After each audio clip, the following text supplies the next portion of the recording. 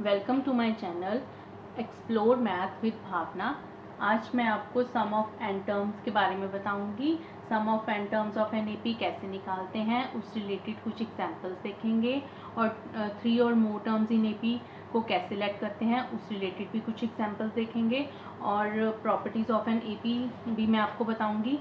अब मेरे पिछले वीडियो में मैंने अर्थमेटिक प्रोग्रेशन क्या होता है उसके बारे में बताया था और उसकी nth टर्म कैसे फाइंड आउट की जाती है उसके बारे में भी बताया था। तो उस वीडियो का लिंक मैंने नीचे डिस्क्रिप्शन बॉक्स में दे रखा है। अगर आप उस वीडियो को देखना चाहते हो तो मेरे लिंक पे क्लिक करके उस वीडियो को देख सकते हो। तो चलिए आज का टॉपिक हम स्टार्ट करते हैं। तो sum of n terms of an AP को हम एस से डिनोट करते हैं। तो sum of n terms of an AP निकालने के हमारे पास टू वेज हैं। जब हमारे पास a n and d given हो आर नोन, तब हम एस एन का जो फॉर्मूला लगाएंगे वो क्या आएगा, n by two A plus N minus one d. और दूसरा है जब हमारे पास a n and last term l given हो तो आर नोन, तब हम जो एस एन का फॉर्मूला लगाएंगे वो आएगा n by two A plus l. तो ये ए एन और डी क्या है, a is the first term of an AP, first term of an AP. N क्या है, नंबर ऑफ टर्म, जितनी नंबर ऑफ मतलब जितनी टर्म्स का हमें सम निकालने के लिए बोला है कि एपी की फर्स्ट 10 का निकालो सम, तो हम क्या लगाएंगे यहाँ एन की जगह पे 10 पुट कर देंगे। अगर बोला है 25 का निकालो तो एन की जगह 25 लगा देंगे। तो जितनी नंबर ऑफ टर्म्स हमें बोला है कि इतनी नंबर ऑफ टर्म्स का सम निकालो, तो एन की जगह हम क्या करेंगे, वो पुट करेंगे नंबर ऑफ टर्म्स। तो डी क्या है, कॉमन डिफरेंस।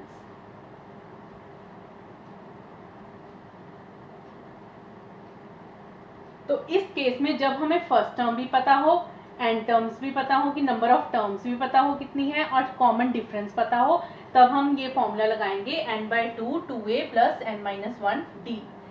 अगर हमें कॉमन डिफरेंस नहीं पता, लास्ट टर्म पता है, फर्स्ट टर्म पता है, लास्ट वाली पता है और पता है कि सम जो एन टर्म्स हैं वो कितनी है, तो हम कौन सा फॉर्मूला लगाएंगे, S N is equal to N by two A plus L. L क्या है, लास्ट टर्म, ए हो गया first term of an AP, N हो गया number of terms, L is the last term. इसमें लास्ट टर्म का meaning क्या है कि अगर हमें बोला है कि नंबर ऑफ टर्म, अगर बोला है कि 20 नंबर ऑफ टर्म्स का सम निकालो, तो इसका मतलब है जो लास्ट टर्म है वो 20th वाली टर्म हमें पता होनी चाहिए। अगर हमें बोला है कि अगर 30th टर्म का सम निकालने के लिए बोला है कि 30 टर्म तक सम निकालो इसका, अगर नंबर ऑफ टर्म यहाँ 30 है तो लास्ट टर्म कौन सी वाली पता होनी चाहिए, 30th टर्म हमें पता होनी चाहिए। अगर हमें 100 बोला है तो 100 वाली टर्म पता होनी चाहिए। अब हम एक एग्जांपल देखेंगे इस रिलेटेड। Find the sum of first 40 terms of an AP whose fourth term is 8 and sixth term is 14। हमें क्या कहा है, कहते सम निकाल लो 40 टर्म्स का, यानी हमारे पास सम 40 टर्म्स का निकालना है, तो हमारे पास n इज इक्वल टू क्या है, 40 है, और whose fourth term is 8 and sixth term is 14। और हमारे पास और क्या गिवन है कि फोर्थ वाली टर्म जो है वो 8 है और सिक्स्थ वाली टर्म जो है वो 14 है। इट मीन्स हमें टर्म नंबर 4 दी है वो है 8, एक हमें टर्म नंबर 6 दी है वो है 14। अब सम निकालने के लिए सम का हमने दो फॉर्मूले किए हैं। एक में तो हमें या तो ए एन और डी पता हो और या फिर ए एन और एल पता हो। अब हम देखेंगे कि हमारा इन दोनों में से क्या फाइंड आउट हो सकता है। दोनों केसेस में एन तो हमें पता है 40, तो या तो हमें ए और डी पता हो या ए और एन पता हो। अब टर्म से जब हमें टर्म नंबर पता हो और टर्म गिवन हो कि फोर्थ वाली टर्म इसके इक्वल है और सिक्स वाली टर्म 14 के इक्वल है, तो हमारा क्या फाइंड आउट होगा, ए और डी फाइंड आउट हो जाएगा। तो हम क्या करेंगे, फिर ए एन और डी वाला फॉर्मूला लगा देंगे। सबसे पहले तो हम फाइंड आउट करेंगे ए और डी। तो टर्म का फॉर्मूला लगाएंगे यहाँ, a plus 4 minus 1 d is equal to 8, और इधर आ गया a plus 6 minus 1 is equal to 14, a plus 3d is equal to 8 और a plus 5 is equal to 5d is equal to 14 is equal to 14। तो हमारे पास आ गई ये दो इक्वेशंस। अब इन दो इक्वेशन से हम क्या करेंगे, a और d की वैल्यू को फाइंड आउट कर लेंगे। a plus 3d is equal to 8, a plus 5d is equal to 14, minus minus minus minus 2d is equal to minus 6d is equal to 6/2 is equal to 3। अब ये d की value या तो इस equation में put कर दो या इस इक्वेशन में। तो a plus 3 into 3 is equal to 8, a is equal to 8 minus 9, a is equal to -1। अब हमारे पास a भी आ गया और d आ गया 3। तो अब हम कौन सा वाला फॉर्मूला लगाएंगे, a d और n वाला। तो a d और n वाला हमारे पास क्या फॉर्मूला था, Sn is equal to n/2 2a plus n minus 1 into D. अब n, a और d की यहाँ वैल्यू हम पुट कर देंगे। s 40 निकालना है, तो 40/2 a की वैल्यू है -1 प्लस n माइनस 1 यानी 40 माइनस 1, d कितना है 3, 20 आ गया काट के, s 40 20 minus 2 plus 39 into 3, 20 minus 2 plus 117, 20 115। तो इनको मल्टीप्लाई करके क्या आ गया, 2300 आ गया हमारा आंसर। हमें S40 निकालने के लिए बोला था, तो S40 की वैल्यू हमारे पास क्या आ गई, 2300।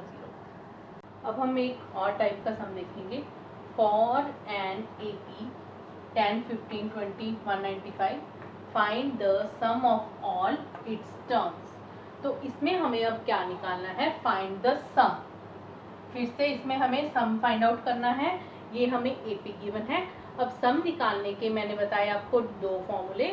एक तो जहां हमें A D और N पता हो, एक A L और N पता हो। अब हम देखेंगे कि इसमें से हमें क्या क्या गिवन है। इसमें हमें A पता चल जाएगा, फर्स्ट टर्म हमारी है हमारे पास 10, D भी पता चल जाएगा, 15 में से 10 को माइनस करेंगे तो D भी आ जाएगा, N हमें नहीं पता।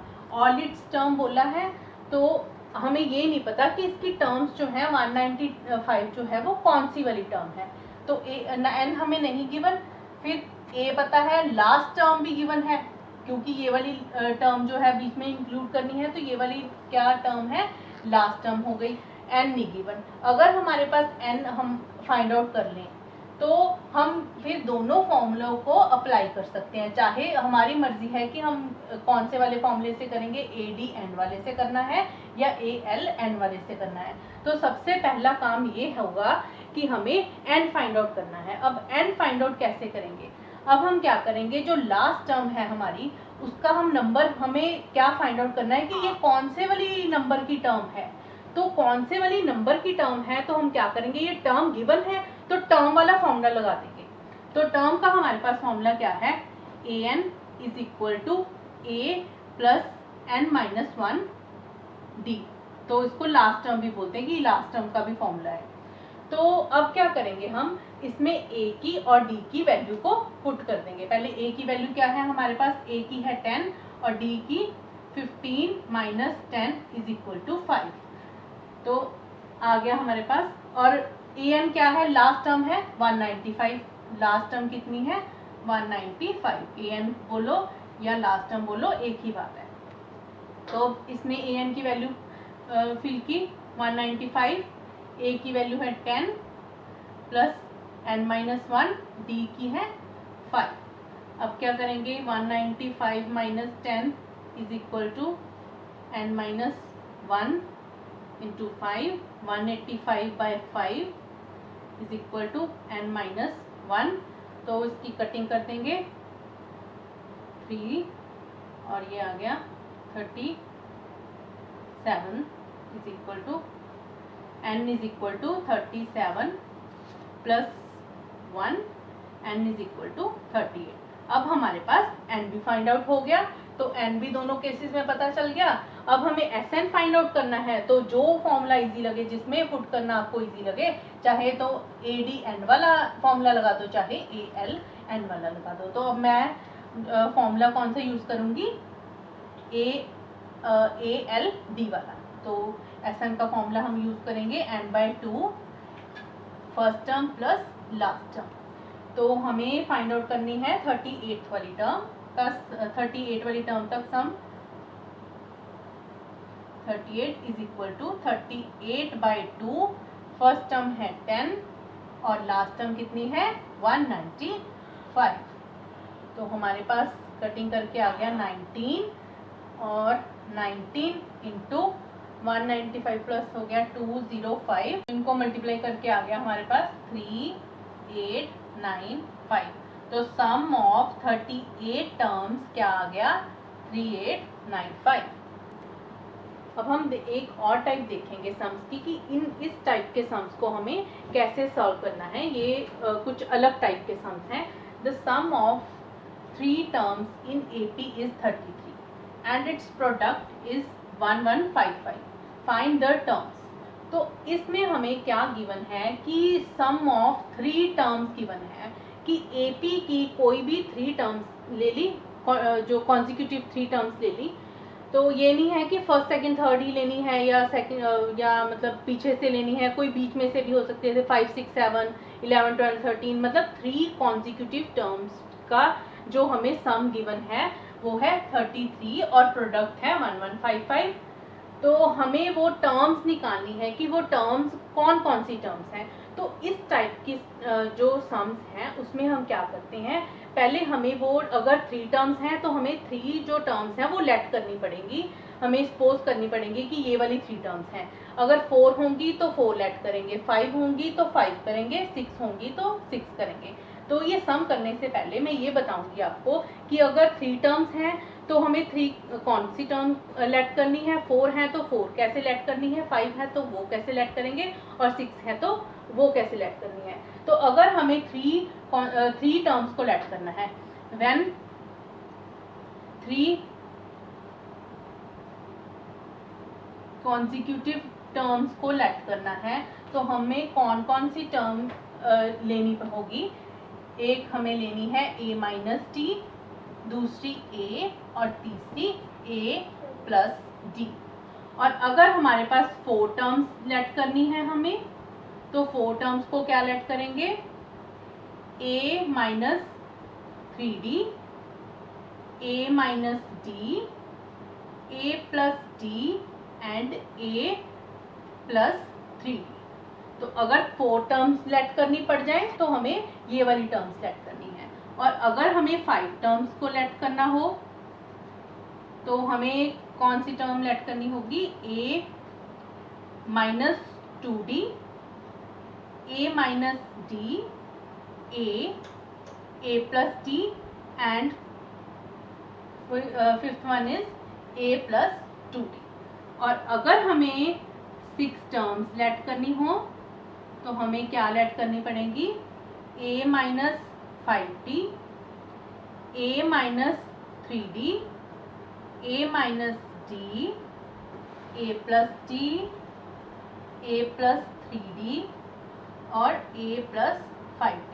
तो हम सम के अकॉर्डिंगली देखेंगे सबसे पहले कि हमें टर्म्स कितनी लेट करनी है। अब हमारे इस सम में हमें क्या 3 कॉन्जिक्यूटिव टर्म्स को लेट करना है, तो हम कौन कौन सी ले लेंगे, a माइनस डी, ए और ए प्लस टी लेंगे। अगर फोर वाला सम है कि जैसे क्वाड्रिलेटरल के एंगल्स हमें लेट करने हैं, तो वो 4 एंगल्स हो गए, तो वो हमें क्या लेंगे, a minus three d, a minus d, a plus d and a plus three d. और 5 हो तो ये लेट करेंगे, 6 हो तो ये लेट करेंगे। अब इसके बाद हम देखेंगे कि सम को कैसे सॉल्व करना है। अब हम इसे सॉल्व कैसे करना है ये देखेंगे। अब हमें 3 टर्म्स को लेट करना है, तो हम लेट कर लेंगे, लेट द टर्म्स बी। मैंने बताया था कि 3 टर्म्स होंगी तो क्या लेट करना है, एक ए माइनस डी, ए और ए प्लस डी। अब हमारे पास 3 टर्म्स आ गई हमारी, कि एक टर्म हमारी ए माइनस डी है, एक ए है और एक है ए प्लस डी। तो अब उन्होंने क्या बोला है हमें कि जो 3 टर्म्स हैं, ये वाली 3 टर्म्स हैं, उनका जो सम है वो 33 के इक्वल है। तो एक कंडीशन तो हमारी यहाँ से आ गई कि इनका जो सम है ए माइनस डी प्लस ए प्लस डी, ये 3 जो टर्म्स हैं उनका सम जो है वो 33 के इक्वल है। तो एक हमारे पास उन्होंने क्या दिया है कि उनका प्रोडक्ट जो है वो 1155 के इक्वल है। तो एक साइड पे हम क्या करेंगे, दूसरी कंडीशन के अकॉर्डिंगली कर देंगे कि इनका जो प्रोडक्ट करेंगे, प्रोडक्ट करके कितना आएगा 1155। तो हम अब इन दो इक्वेशन को सॉल्व कर देंगे। तो ये d से d कट हो जाएगा, 3a is equal to 33, a is equal to 33 by 3, 11, a is equal to आ गया 11। अब ये 11, a की 11 वैल्यू यहाँ यूज कर लेंगे हम। पहले आइडेंटिटी लगाएंगे यहाँ, a square minus d square is equal to 1155, a की value 11, 11 square minus d square is equal to 1155, 121 minus d square is equal to 1155 by 11। तो आ गया 105 minus d square is equal to 105 minus 121, minus d square is equal to minus 16, d is equal to आ गया हमारे पास under root 16, यानी d is equal to 4 and minus 4। तो हमारे पास अब d की वैल्यू जो आई है वो एक तो 4 आ गई, एक माइनस 4 आ गई। तो अब हम जो टर्म्स निकालेंगे, एक 4 वैल्यू पुट करके निकालेंगे और एक माइनस 4 वैल्यू। अब पहले तो a तो हमारे पास a की तो a की वैल्यू है, a की 11 और d की हम एक बार 4 लेंगे और एक बार माइनस 4 लेंगे। तो when a is equal to 11 and d is equal to 4, terms are a minus d, a and a plus d. तो टर्म्स आ गई हमारे पास 11 माइनस डी, 11 एंड 11 प्लस 4, तो 11 माइनस 4, तो आ गया 7, 11 एंड 15। तो एक बार हम क्या करेंगे, यहाँ d की वैल्यू माइनस 4 ले लेंगे। When a is equal to 11 and d is equal to minus 4, तो टर्म्स आर, अब हमारे पास टर्म आ गई 11 minus minus 4, 11 and 11 plus minus 4, तो 11 प्लस 4, 11 एंड 11 माइनस 4, 15, 11 एंड 7। तो एक बार हमारी यहाँ वैल्यू आ गई 7, 11, 15, एक बार आ गई 15, 11 एंड 7। अब हमारा अगला टॉपिक है अर्थमेटिक मीन। अगर हमारे पास 3 नंबर्स हैं, ले लेते हैं हम a एंड b, अगर आर इन ए, अगर ये AP में है तो हम ये बीच वाले नंबर को क्या बोलेंगे कि जो ये कैपिटल A है वो arithmetic mean between A and B है। तो A is the arithmetic mean between A and B। तो A की वैल्यू जो है वो क्या आएगी, A is equal to A plus B over 2। तो अब हम इसे एग्जाम्पल की हेल्प से समझेंगे। अब हम एक एपी ले लेंगे, जैसे हमारे पास है 5, 8, 11, 14 एक एपी है। तो अगर हमें अब ये जो बीच वाली वैल्यू है, देखें हम इसे चेक करें कि ये आती है ऐसे। अगर हम ये वाले 3 नंबर ले लें तो क्या हमारी जो 8 है वो 5 + 11/2 के इक्वल आएगी? तो आ गया 16/2, 8 आ गया, तो हमारी आ गई left hand side right hand side के इक्वल। इसका मतलब हम 8 को क्या बोलेंगे कि 8 is arithmetic mean between 15 and 11। तो अगर हम ये वाले 3 नंबर ले लें अब, तो हमारे पास आएगा क्या 11 अर्थमेटिक मीन है 8 और 14 के बीच में। तो 11 हम देखेंगे 8 + 14/2 करके देखो क्या 11 आएगा। तो आया हमारा 22/2 = 11।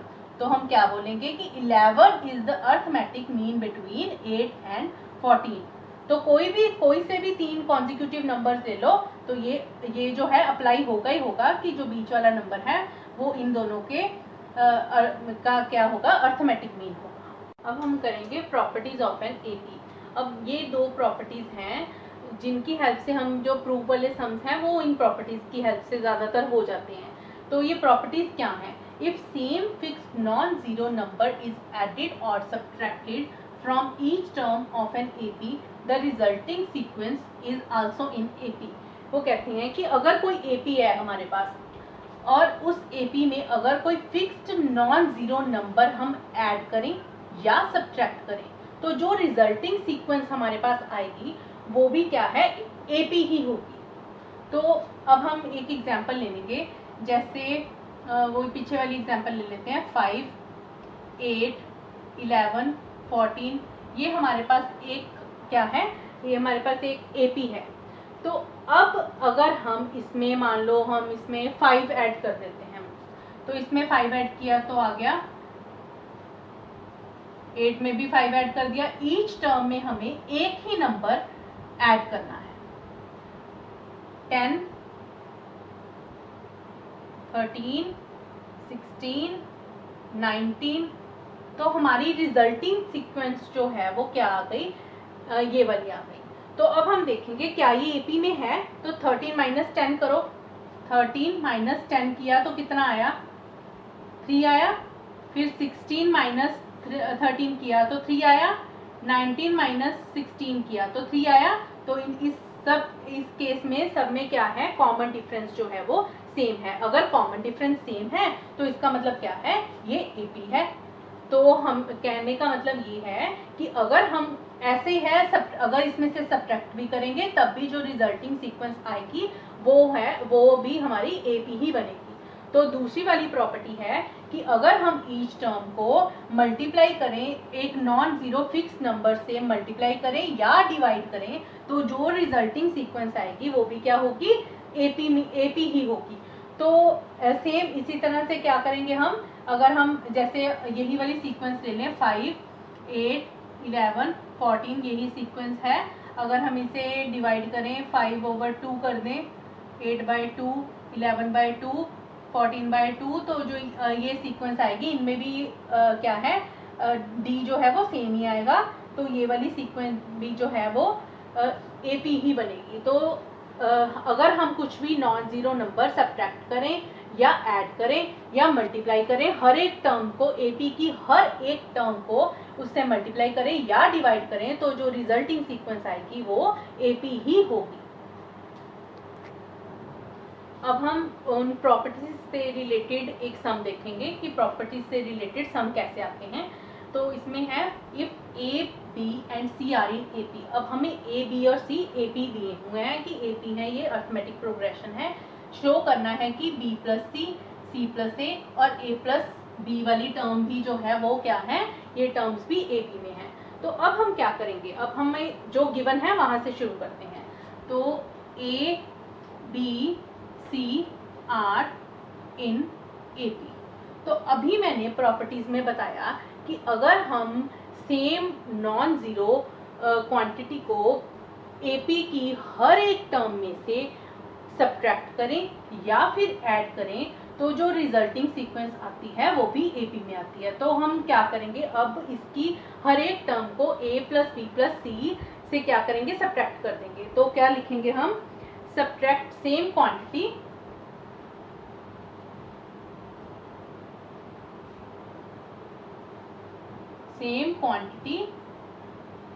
कौन सी quantity, A plus B plus C from each term of AP, क्योंकि कोई फर्क तो नहीं पड़ने वाला।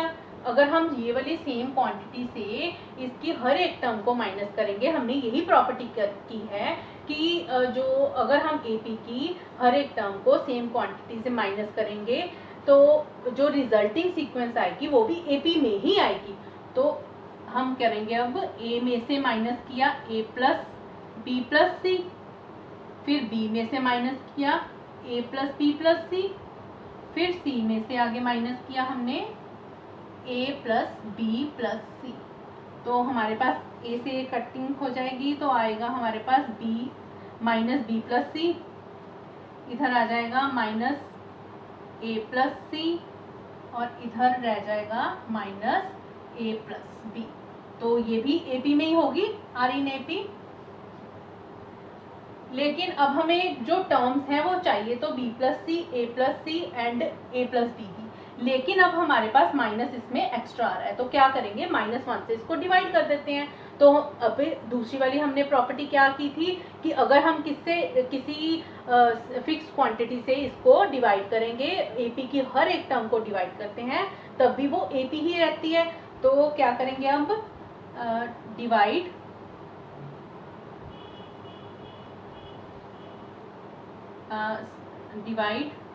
each term of AP by -1। तो -1 से इसे डिवाइड कर देंगे। तो -1 से किया डिवाइड,